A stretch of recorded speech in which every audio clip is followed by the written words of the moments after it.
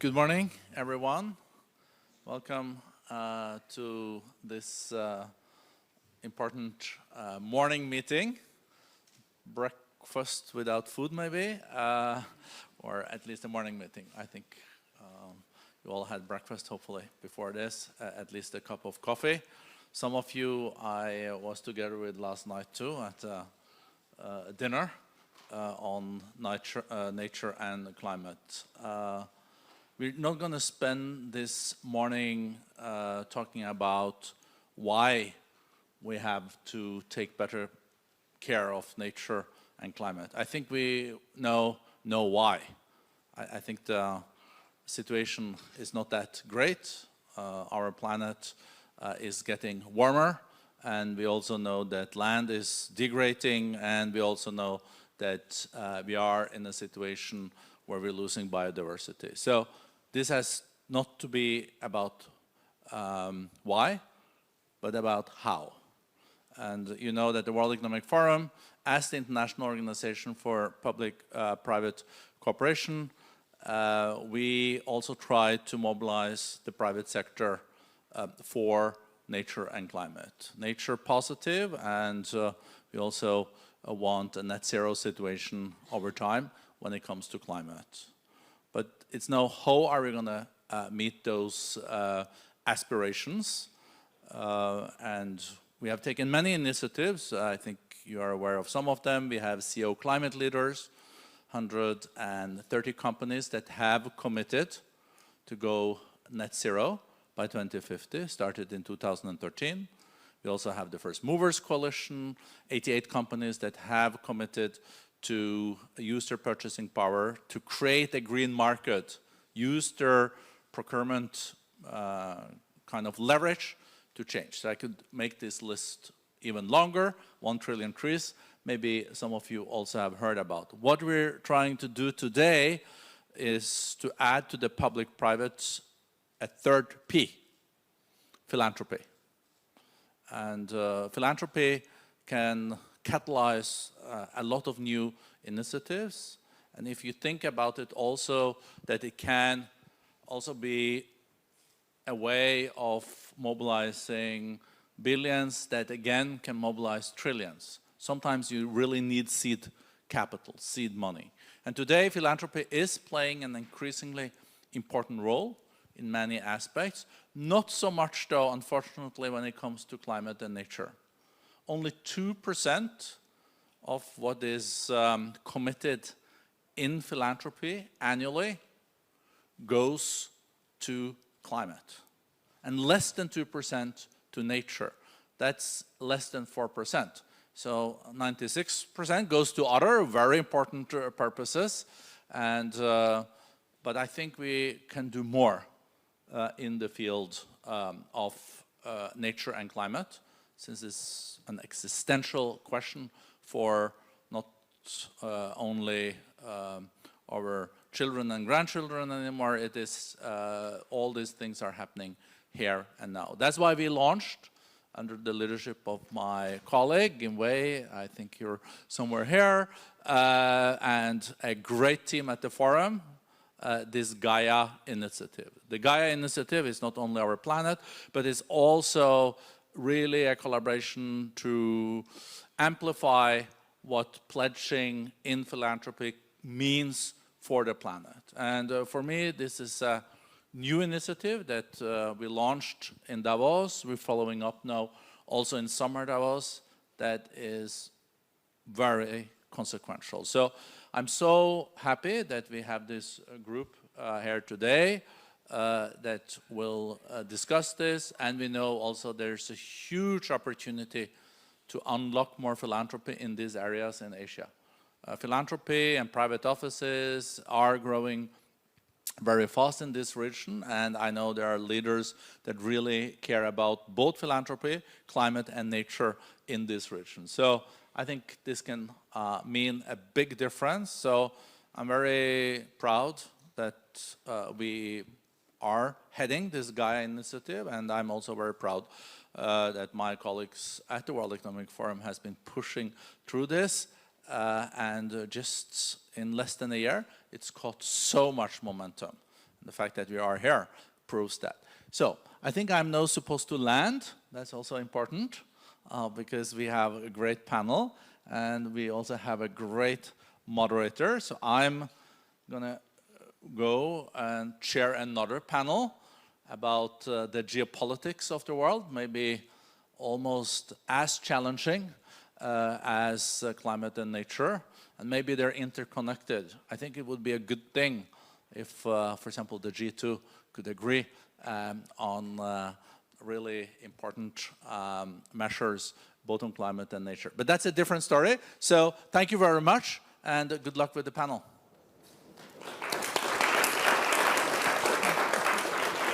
Thank you. Good luck. Thank you. Hi, everyone. Good to see you all. Thank you, Borge, for setting the agenda. Very rightly said that this panel is about the how of climate change, so actionable. But before I get straight into introducing our brilliant panelists, I want a quick note for the audience. Please engage with us. If you're tweeting, if you're engaging with us, watching us live, use hashtag AMNC23. And towards the end, we'll keep the last 15 minutes for questions and answers. So it's a good time to start thinking about your questions, make a note, and when we open the floor, please be ready with your questions. So let me go straight into introducing our panelists. To my left is Majun. You wear many hats. You're the chairman of Green Finance Committee, China Society for Finance and Banking. You're also the founder and president of Institute of Finance and Sustainability, and former co-chair of G20 Sustainable Finance Working Group, and co-chair of SteerCo of Green Investment Principles for Belt and Road. And you're also a professor. Dr. Ma, looking forward to hearing your views. To the left of Dr. Ma is Seokoi Lim, CEO of Philanthropy Asia Alliance, and we'll talk more about how you're involved with Temasek Trust and the report as well later on. To your left is Joseph Luke Engai, Chairman for Greater China McKinsey & Company. Welcome to the forum. To Joseph's left is Sabrina Peng, Chief Sustainability Officer Ant Group. And to Sabrina's left and my right is His Excellency Pea Mushelenga, Minister of Information and Technology, Government of Namibia. Welcome to the forum. A quick introduction from me. My name is Spriha Srivastav. I am a journalist. I work with Business Insider, as you can see the logos. I'm the UK Bureau Chief, been a journalist for about 15 years or so. So let's get straight to the point. The topic today is innovating for the planet. You all wear different hats. You all will be looking at this topic from very different lenses. So I want to go straight to the question of what does planet innovation mean to you? And I want to start with you, Dr. Ma. Thank you very much. You hear me okay, right? It's really great to be part of this discussion. And I'd like to talk about this from the finance angle, since I've been working in the finance field for 30 years. And I spent most of the past 10 years working on green finance, sustainable finance, both in China and globally. Back 10 years ago, when we were in China discussing the need for green financing, the focus was on pollution. Some of you in Beijing, you may know that one day in Beijing 2013, the PM 2.5 went up to 1,000. Most of you know PM 2.5. Some of you probably don't know. It's a measure of the density of air pollutants in cubic meter of air. And it's like 50 times higher than safe level. So that's a time when we started thinking about green financing. We need to put in a lot of money fixing air pollution, water pollution, land contamination. 2014, when I joined the central bank, the PBOC, we estimated that we need like 4 trillion RMB per year for treating the pollution problem. And then later on, we created a green financial system in China, including in 2016, we had this green finance guideline, which I helped put together in China. So since then, really green finance exploded in China. We started with a couple of trillion RMB back 10 years ago. Now it's 25 trillion RMB outstanding green loans. And China is now becoming by far the largest green lending market. And also in 2016, we created this green bond market. We are now the second largest green bond market. And we have 1,000 green funds, which are really equity investments into green projects. So the starting point is pollution. And last few years, it came to climate change, because our president committed to 2060 carbon neutrality. And then we estimated how much money we need. It's 16 trillion RMB per year. It's no longer 4, it's 16. And we need much more money than before to deal with climate included sustainability agenda. And so far, I think we probably only meet half of that demand from the financial sector, and the other half are still sort of missing. And we need to build a more complete, more efficient green financial system to mobilize private capital, including from the banking system, asset managers, insurance, and so on. The 4 pillars that we constructed in the green financial system, which are still evolving, are: number 1, we need standards. We need clear definition of what green activities are, otherwise it will be greenwashing. Number 2, we need reporting standards so that the issuers or the fundraisers will tell the market, the banks and asset managers what exactly we are doing in terms of delivering environmental benefits. Tell us how much carbon you are reducing. And thirdly, we need a whole range of financial products to meet diverse demands from different kinds of green activities: renewables, solid waste, electric vehicles, batteries, decarbonization of steels. They all require different kind of financing package and financing products. And finally, we have to put together a set of incentives to make a lot of these green projects or transition projects bankable. A lot of these projects are not bankable for the moment. They look good. They generate environmental benefits. They're not profit-making. That's why private sector are not willing to join. But we need to create incentives so that in the first few years, they become bankable. And when private sector come into the sector and they become large enough, they'll be bankable by themselves. The good examples are China, and now the largest renewable investor, largest EV investor and exporter, largest battery producers and exporter. So all these are success stories of the past incentive that we put in, and now they become mature and they can do even without subsidies. Globally, the same thing, and I think annually we need a $4.5 trillion for climate action. Of course, China being part of it.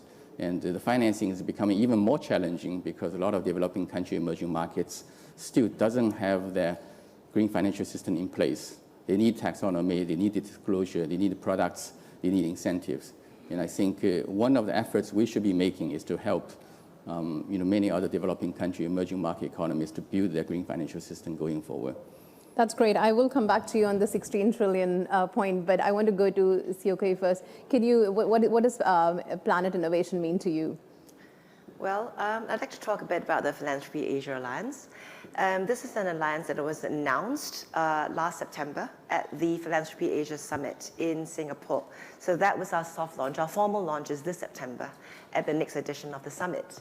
What the alliance is a coalition for change. So it is a group of donors, our members, of program partners, and of knowledge experts.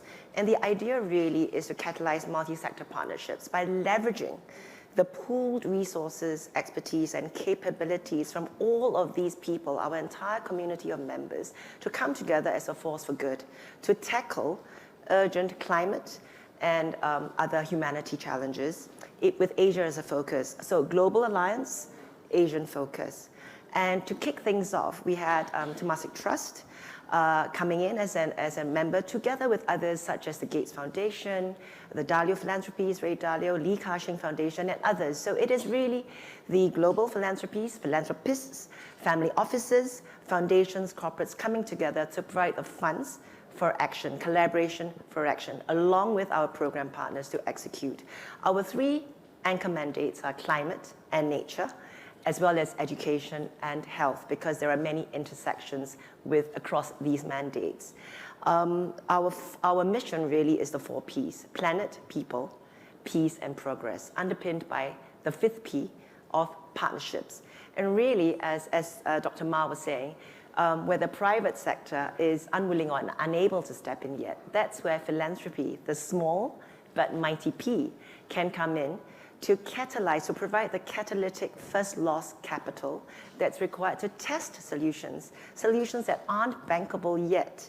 And that's where philanthropy can come in to then test them. And once they become bankable and investable, then you can crowd in funding from the public and private sectors. And why Asia?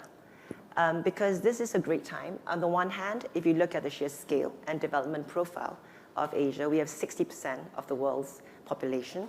We have nearly half of global GDP residing in Asia. And I've read that in the next few years or so, $5 trillion of wealth is going to pass from the current generation of wealth holders to the next generation. So there's tremendous opportunity and challenges. On the other hand, Asia is responsible for about half of global carbon emissions. So if we can harness all this collective resolve to come together as a force for good, we can go a long way. Asia can go a long way to solving global challenges. Thank you. Joseph.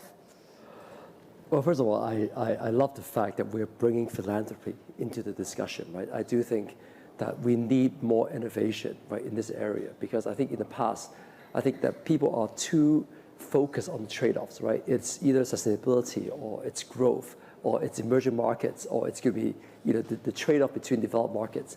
And I think that the power, and we've been talking a little bit around the power of and, right? The world needs growth. The world needs sustainability. The world also needs inclusion. And somehow you got to put these all together, because when we're too siloed in our own thinking, what happens if we talk past each other? So I do think that innovation is very important, because we need to bring a little bit more of this joint aspiration and community together, right? Otherwise, I think that we'll always be into our own little conferences and silos, and nothing will ever get done. And I love the fact that we're now bringing public-private, philanthropic, right, and partnership together. These are the 4 Ps with your 5 Ps, right? I think that it will really work, because I do think that now maybe there needs to be a more, cross-boundary, cross-discipline convener, right? And maybe philanthropic forces can be part of that initiative, right? But I do think that if I think about the more short-term challenges, I come back to China when you're sitting here, right? We are now, 50%, of actually renewable capacity, right? We're at this stage, some of the world's leading, whether it's EVs or whether, I think the opportunity is massive. But on the other hand, I think the short-term, force on the corporates right now is margin compression, trying to survive, trying to figure out what the next few years are, right? And I think that we got to somehow bring together all these forces at work and think about what's the agenda and how do we use innovation to perhaps bring back a little bit more the action and less of the talk, right, into the equation. Yeah. That's very interesting. Sabrina, you're a Chief Sustainability Officer. What's your take? Well, how do you view planet innovation? So first of all, today I think bring philanthropy part into this PPP, I think it's a great idea. But I also want to add another P, maybe the fourth P, people. Because Ant actually owns Alipay. Alipay is one of the most popular lifestyle app in China. Almost everyone in China, they have Alipay app, using that for payment, for utility bills paying, for taking taxi, for shopping, for everything. So 6 years ago, we come up with the idea how to engage all the audience, all the people, users. They really get awareness of the environment, of the planet, and also change the awareness to real actions. Because I think a lot of people, they have the awareness, but huge gap between the awareness to real actions. So because we have the platform of the user socialization, so we invented a mini app called Ant Forest. So actually, basically, it's encouraging everybody to take green actions every day. Like you take public transportation instead of driving your own cars, or you go to a grocery store, you do not ask for a plastic bag, you carry your own bag, etc. A lot of activities every day. We're happy to see after 6 years, more than 650 million users, they participate in this. I think this is a huge angle for the people side to join this PPP, so another P. So because I think this is a huge power from the normal people side. They participate in this big plan. That will be the real innovation, yeah, in my understanding. That's great, adding another P, people. That's very interesting. Minister, you represent the government. You're from the government. When you hear these views, what do you think? What does planet innovation mean to you? Yeah, thank you very much. Yeah, at this time in point, yeah, planet innovation include quite a number of areas, a number of sectors, and a number of industries to start with. But more importantly, is to start with our people, particularly the young generation, who are the future. For them to understand planet invasion, first we must start with public education among our youth. We start with education, making it part of the school curriculum, particularly at the secondary school level. A number of schools are adopting programs whereby they bring to the awareness of the learners the importance of issues like climate change. Now, when they are trained, for example, to become entrepreneurs, then they should now start looking at the new innovations in terms of supply chain, for example. What are the new innovations that are required, whether in terms of incremental innovation to build on what they are currently having, whether in terms of disruptive innovation to start changing new way of doing things in order to trade. Now, there is where we should now put our money. Philanthropists should come in, putting in money in these programs that are aimed at orienting our youth towards shaping the way of doing businesses for the better future. Very interesting. So some really interesting themes emerging here. I can see public education, need to invest more. People, we need to bring people in, working in silos. And going back to what you said about this gap as well, the 16 trillion RMB that's needed. I think the end goal here is to achieve planetary targets. And there are a lot of innovation that's happening. There is so much money going into climate tech, but is that a drop in the ocean? Is there more to be done? Is there more innovation? And when you talk about this gap, do you think there is a role that philanthropy can play in sort of plugging that gap? So I want to start with you.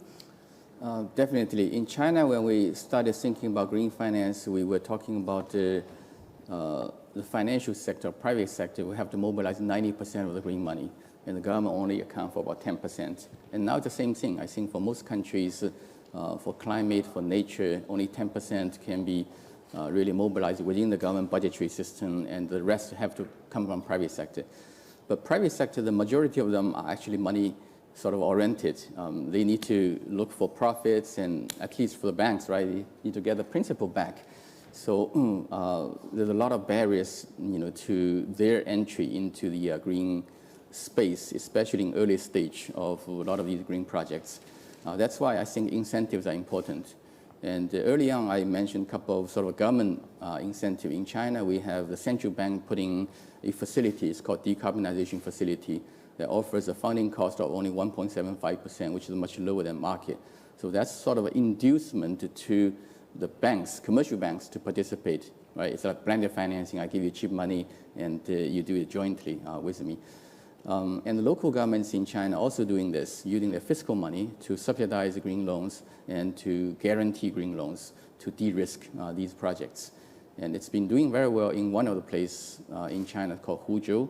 It's one of the pilot regions for green finance. They were doing this for the past 6 years. Every year, they could generate 40% growth on average green financing, and really contributing massively to the development of green economy.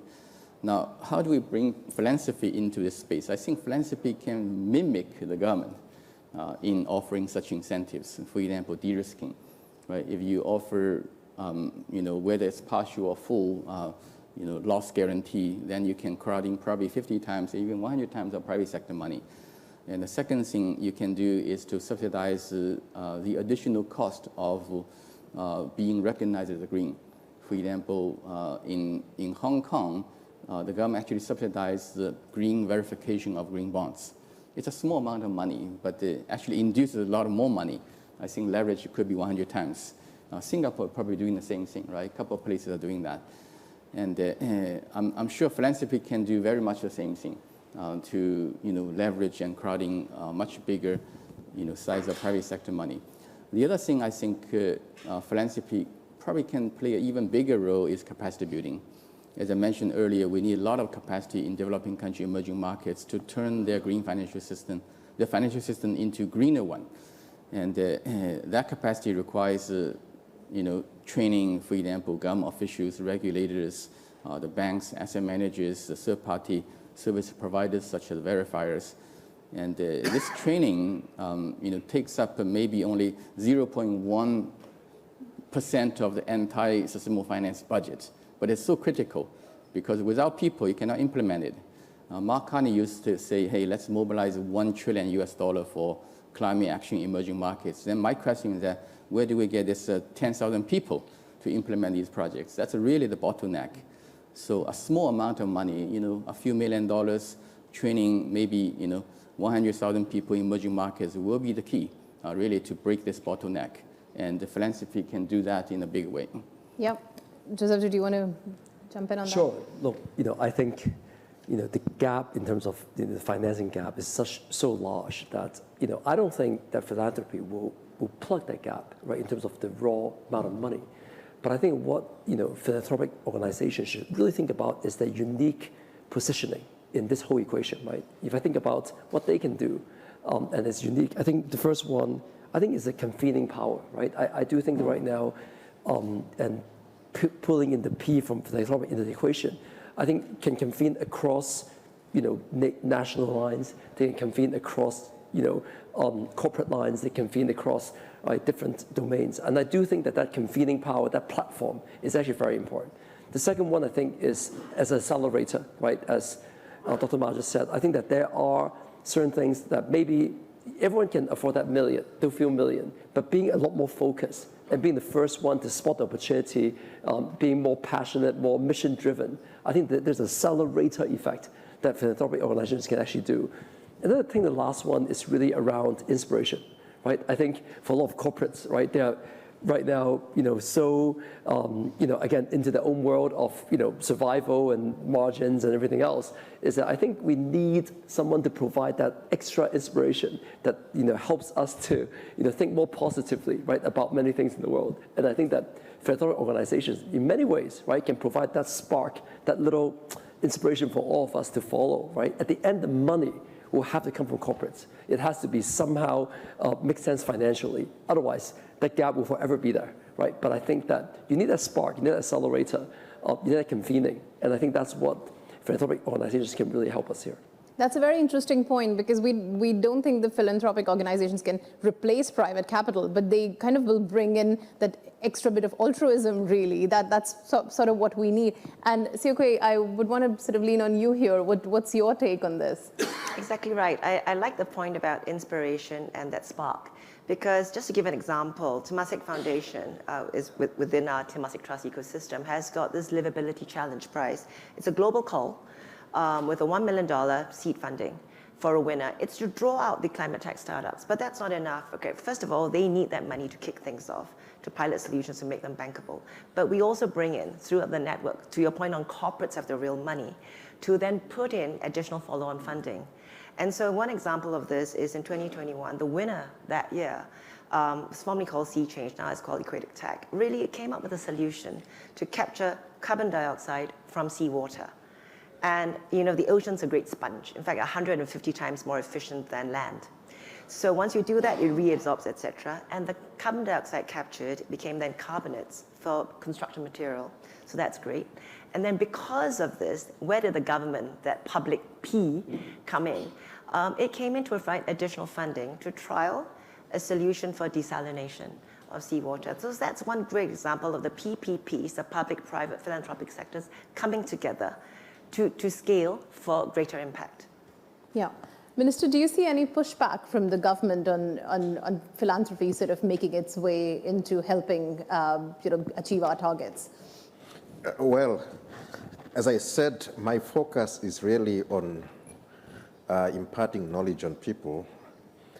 For me, philanthropists should come in now in terms of funding higher education, research, and technology.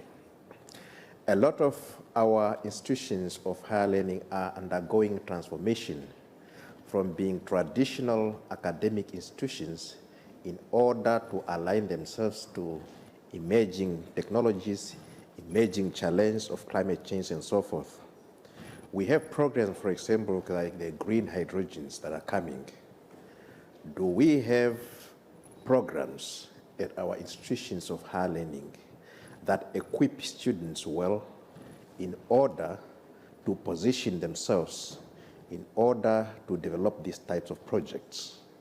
Not only to talk of people coming from developed countries, coming to developing countries to develop this, but to capacitate people in developing countries in terms of skills and knowledge. We need to fund research programs that are aimed at ensuring sustainable development. And that is where philanthropists are coming in order to ensure that these new innovations that we are coming up with, we have people that are well equipped to sustain them. Sabrina, I want to get to you now. You mentioned a very interesting point about bringing people in, the fourth P, really. Do you see instances of that across the world when you look at examples? Do you have examples where you can sort of bring to the table and say, this is exactly where the trendsetter is and would like to go this way? How do you bring people into the equation? Okay, so let me expand a little bit more about Ant Forest. Then everybody get a sense of how to, we use a platform to engage people. And also, we're happy to see this model not only in China, but also just inspired by us. And a lot of our partners, they're outside of China, they're doing this. So the idea, it's engage users for their daily green actions. But the key here is how to really incentivize them. Okay, maybe today I want to do this, but tomorrow I'm busy, I don't want to do this, okay? So you need to incentivize people. So we come up with this mechanism, we make every action can count.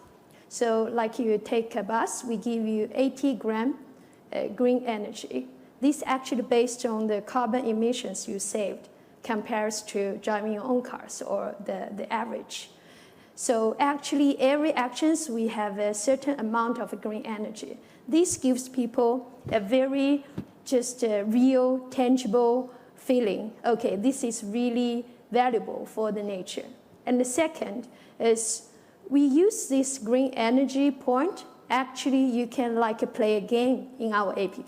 We call it gamification way because people all love games, right? So they use this green energy point. They can plant a virtual tree. Once a virtual tree planted, we will donate money to the philanthropy partners, and they will plant a real tree in the desertification areas in China. Nowadays, 400 million trees has been planted already. So you can see the huge power from everybody they gathering together. But the very important part here is how to incentivize them doing this daily and continually to be a really sustainable, way to engage a lot of people to do this. So this is the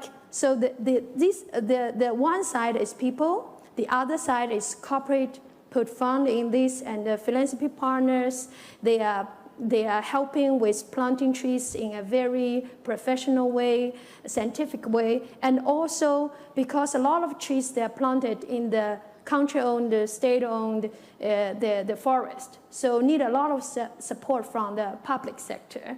So all these four parts play together, make this happen. Not only people, not only Ant, not only just the philanthropy, and also the government. The four sectors, they play together.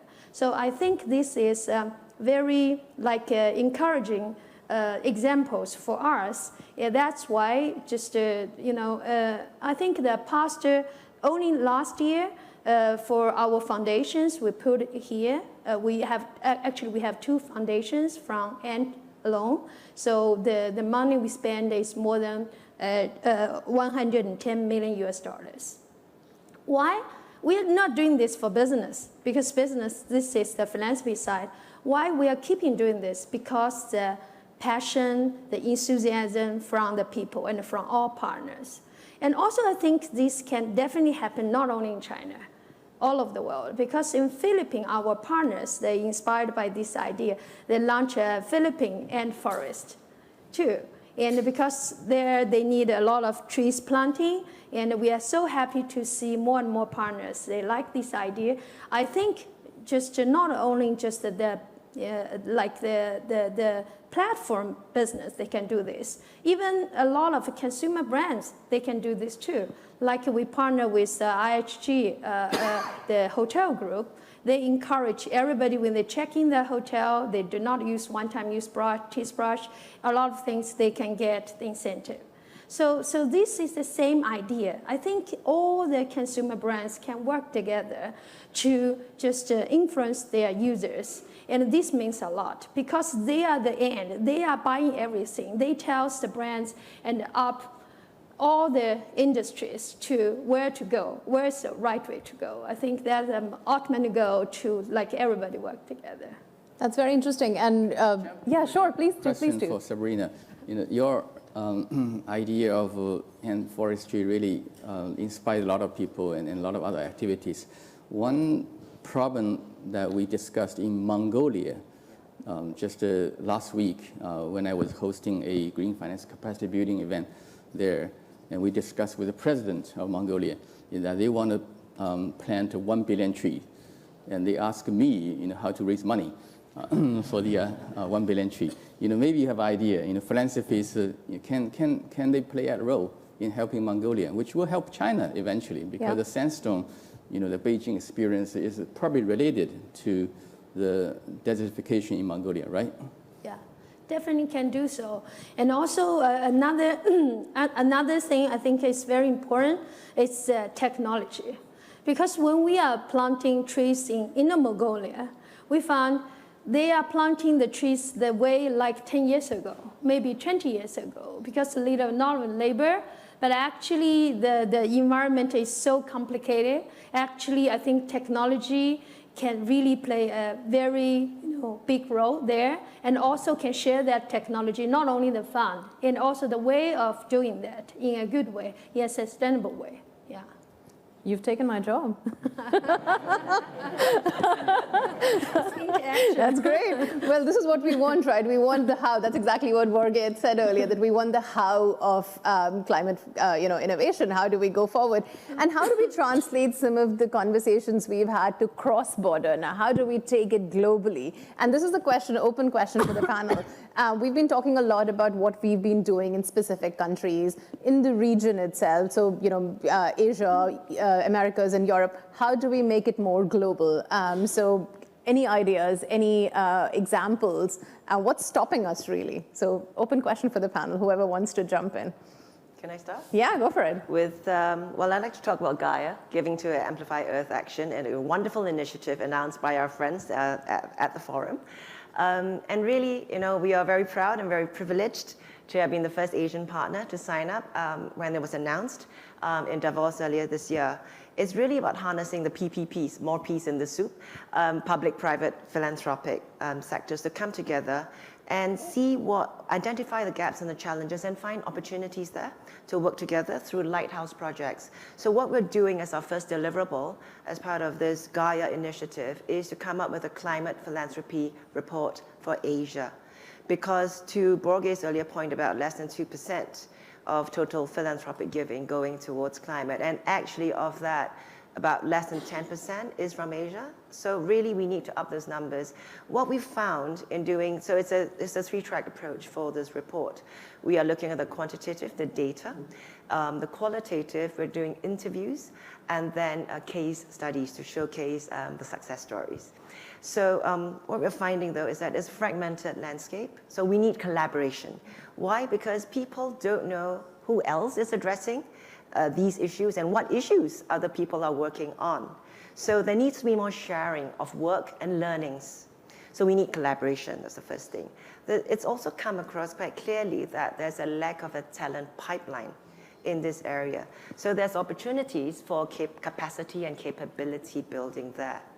And really, there needs to be more active information exchanges. And then the third and last point that we've seen is that we need to translate all this talk, all the science, into an action, right? Into an action-oriented approach, communicate that globally to partners so that we allow easy adoption, and then we can scale globally that way. Yeah. Anyone else wants to jump? Say a few words on this fragmentation of sustainable finance markets. When I was co-chairing the G20 Sustainable Finance Working Group, we spent a lot of time discussing how to promote cross-border green capital flows, especially raising money from more developed markets to low-income countries for climate actions and for supporting nature. There are two major problems now that's really sort of limiting or blocking the cross-border flows. Number one is the lack of consistent definition of green activities. There's so many countries, so many NGOs, so many institutions, they're developing their own definitions, we call taxonomy. So China has a set of green taxonomy, Europe has a set of green taxonomy. I think 30 countries have their own taxonomy defining what green is. And then a lot of companies defining their own green criteria. Now this itself, if developing silo, create barriers for cross-border green capital flows. Because, for example, a green bond issued in China may not be recognized in Europe. And then the European investors are not buying. And to address this problem, one particular initiative that's been taken, I think is very important. It's called the Common Ground Taxonomy that was initiated by China and Europe back 3.5 years ago. And I had the honor to co-chair this working group, and we have produced the first version of the Common Taxonomy, which includes 72 climate mitigation activities that are recognized both by China and EU. And now the capital can flow. We have issued many green bonds from China and put on the label, this is Common Ground Taxonomy aligned, and the European investors are buying. So this is just one example of how we can create better green capital flows, and this Common Taxonomy need to be scaled up to include more countries, including Singapore. In fact, Singapore joined just last month into the Common Ground Taxonomy development, and in the future, it could become a basis for a global, what I call interoperability of sustainable finance taxonomies.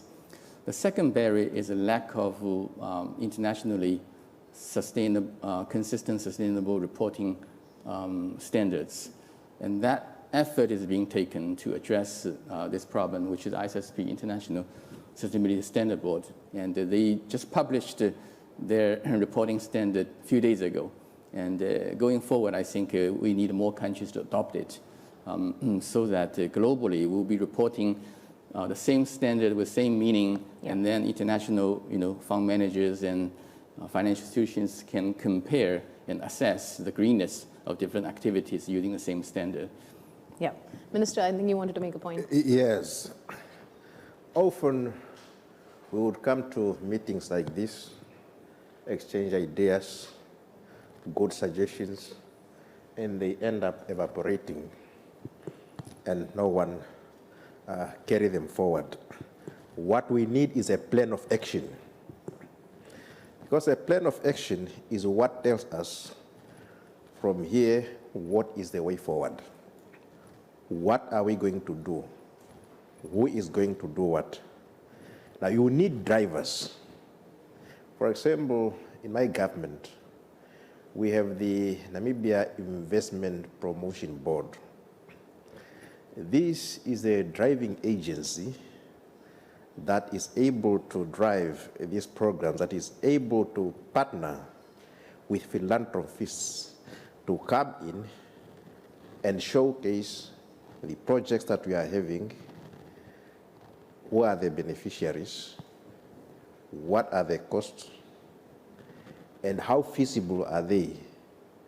So now when you have a plan of action as to how these drivers are going to reach out to others and popularize what they are doing, among others, different countries, different continents, is only when you are likely to realize what you want to achieve. That's brilliant. And I want to open the floor for Q&A, but I think I would love for you all to think a little bit about what the plan of action should be for your closing thoughts. You're all stakeholders in this, so towards the end, 30 seconds each, would love to know how do we translate what we've talked today to actionable content. And so let me first open the floor for Q&A. There are any questions? I think there's a lady there. Thank you. Charlotte Para with the Bezos Earth Fund. We are a philanthropic organization created by Jeff Bezos that will spend $10 billion this decade to address climate change and protect and restore nature. We also emphasize environmental and climate justice in our work. And I really just want to applaud the forum for launching the Gaia initiative and elevating the value of public-private philanthropic partnerships. We're engaged in a number of these partnerships, and we think it's a very important and underutilized model, especially when it comes to climate and nature, where we know we need to drive change with really extraordinary speed and scale, and that will take powerful collaboration across all of these sectors. So I don't have a question, it's more of a comment, but I really wanted to express appreciation for this panel discussion. Thank you very much. Joseph, I know that McKinsey has been working with VEF as well on Gaia. Would you like to just sort of maybe address that a little bit and talk high level? Look, one of the things that we have been trying to do is trying to figure out, like, how do we channel all this energy, right, into the highest priority areas.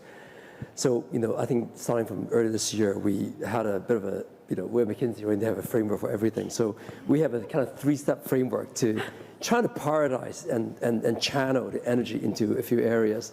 But the first step, what we did was that we did a bit of a scan of, all the things that we actually can do and think about, like, what would actually move the needle, right? One of the things that I worry a lot about is that there's so many fragmentation of efforts out there. At the end, if you add it all up, does it actually move the needle? So we looked at, like, what would move the needle? What's the size of opportunity, right? And that's the first step. The second step was really trying to figure out what are the areas that have the most proximity towards what we call a positive tipping point, right? There are many things that we can do, but there are things that are closer towards a tipping point where things might accelerate, right? So what are those? And so we have a bit of prioritization around them. And at the end, we thought about, okay, what would be most important, right, or feasible, or most appropriate for PPPP to work on, right? So anyway, at the end of all that work, we have about 30 areas that we thought would be high priority, prioritized by kind of country lines across sectors and all that. So we will publish this later, right? Again, like as a bit of a thought partner, what we do is to catalyze a little bit this process, right? But I hope that will be picked up by other partners, right, to move that forward. But that's kind of what we're doing. But hopefully, right, if we can all channel energy towards these few areas, we have a little bit more of a hope, right, to move the needle, which is kind of what we all want at the end. That's great. I think, yeah. I'm Eric from the S&P Global. Actually, S&P Global also has a very big function of the sustainability one. And also I'm a big fan of the Dr. Ma. From when I studied the Duke University Environmental Research Center, we studied many reading your papers from G20 and the Green Finance System, as well green investing principles on the Belt and Road Initiative. So my question regarding to the topic is, I have two. One is we did a research that there is we found that if the ESG performance is higher, there could be a reverse U-shape when the investors, when the corporate have better ESG performance. There is a upping trend on the ESG investing. However, when crossing a turning point, their investing intention or the shareholder ownership will decrease. It means that whether this is the argument that if the corporate put too much energy or the attention to the ESG performance, they will influence their business activities or their business performance. And my second question is regarding their to consolidate the different ESG disclosure reporting standards like the GRI, SASB, IFAS, etc. And how is the progress of the current status quo, and what's your comment on how to unify all those different international standards, especially under the China wants to have our own voices, or the other countries that have their own geopolitical concerns. Thank you. Dr. Ma. So maybe address your questions quickly. Number one, ESG enhancement effort, is it a cost or is it a benefit in short term and long term? I think definitely in the short term is a cost. You have to do something, right? For example, you need to introduce a system to capture your carbon-related information, and you probably need to spend a lot of time and energy talking to your suppliers and telling them that you supply your carbon number to me so that I can report the scope 3 emission number. So it's a lot of cost involved upfront. But in the medium and longer term, the company is going to benefit because with better ESG performance, you will raise money at a lower cost, whether it's from debt market, from banks, and especially from the equity market. And also your brand name is going to improve, and the more consumers will buy your products. And also you can avoid a lot of potential legal litigation, reputation costs, which will save you money. But when the benefits come, it's uncertain. Sometimes it's 1 year, sometimes 5 years, sometimes 10 years. Really depends on your horizon of the boss. That's why I think lengthening the horizon of the decision maker is very important. If ESG is only decided by a CFO focusing on this year's bottom line, it's not going to work. And you have to be really decided at a very high level, at the board level, who will own the company for the next 10 years. That's my answer to your question number one. The second one is how to unify the reporting standards. There's so many reporting standards, principles, templates, and so on. I think at least 70 of them globally, and they need to be consolidated. Eventually, I think this basis for consolidation is ISSB. And ISSB just announced their standards a couple of days ago, and I think they're going around the world to convince the regulator to please adopt it in full. And fairly likely, I think Hong Kong will be one of the first mover to adopt ISSB, which will help build capacity among Chinese companies as well, because a lot of Hong Kong listed companies are Chinese companies. And globally, I think Europe and US are moving in the right direction.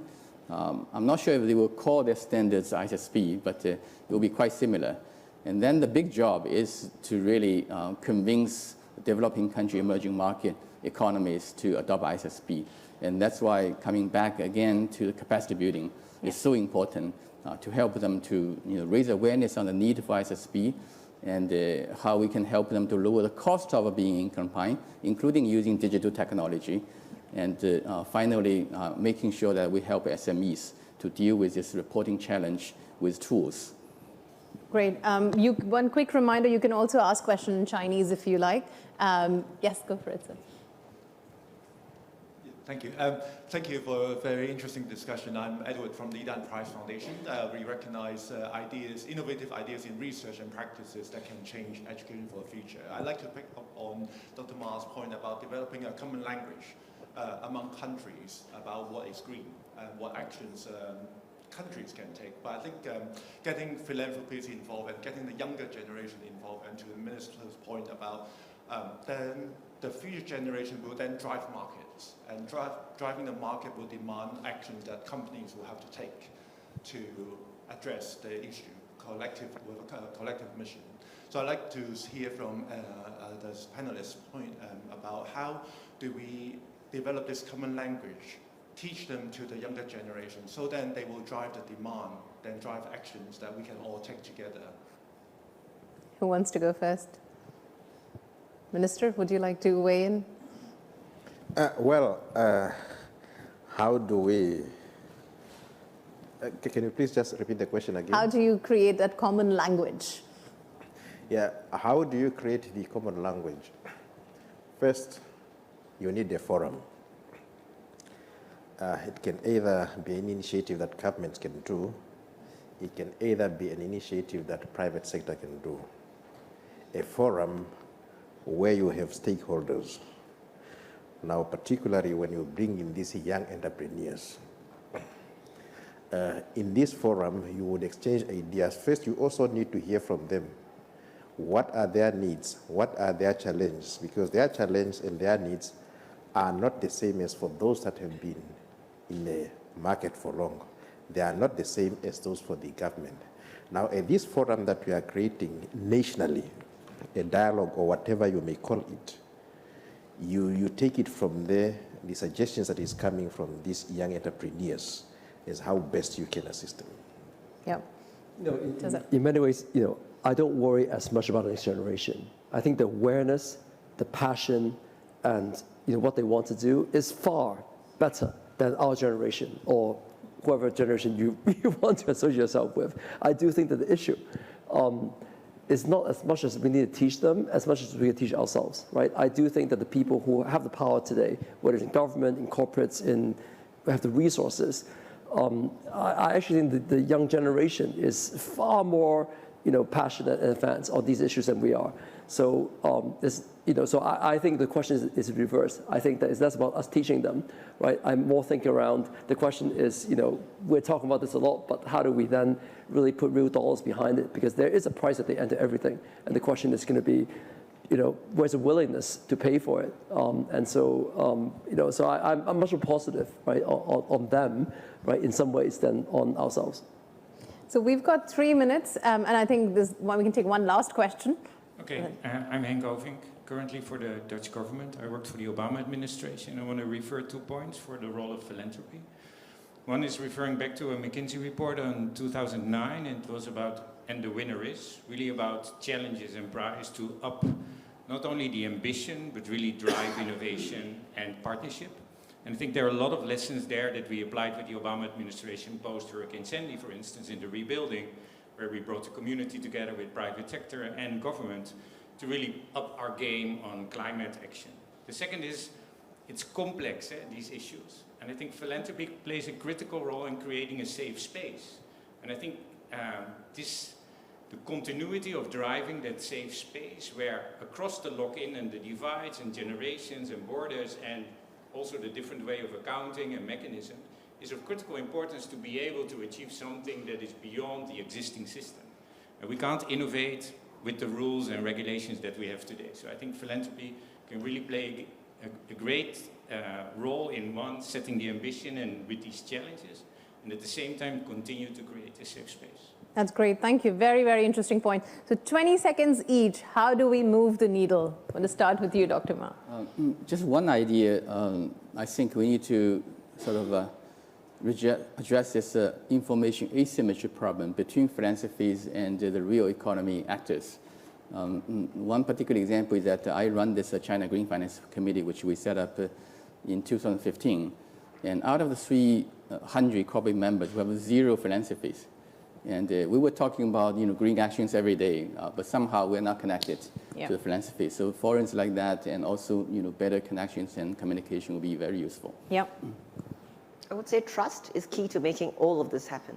And that's why we provide this alliance, this trusted platform where people can come together, and to that point about a safe space, to learn to collaborate, and learning together in a safe space is very important, because with that, with a common shared purpose, with a sense of collective ownership that we own this, we have got to do this for long-term systemic change. That's where we can get everyone together to look then at innovative models. And then, of course, money, despite what you all say about collaboration and all that, money is what has to drive the things forward. But with trust, then you get the funders in to then drive, and particularly from the private sector and the government. Joseph. I think we need leadership now more than any time before. And I do think that leaders got to track their own, what I call the talk-to-do ratio, right? Some have a very high talk-to-do ratio, but you got to get to do a bit more. So I think if we can all track that, all have a bit more high ambition, I think we'll get there earlier. Sabrina? I think it's a mindset change. So for corporates, because we have stand for the company, so it's very important not only the philanthropic side, it's your main business, how to integrate your daily commercial operation with social value creation. So we call it dual value creation, commercial value and social value. If every company, especially the leading company, they have this mindset, they find the opportunity and use the massive, corporate behavior to create value for the planet. I think that's the key, that's the future. And finally, Minister. From the government, we need a more pragmatic approach to drive the agenda. That's brilliant. Thank you very much. That's it from us. Give a huge round of applause to our wonderful panelists. Thank you.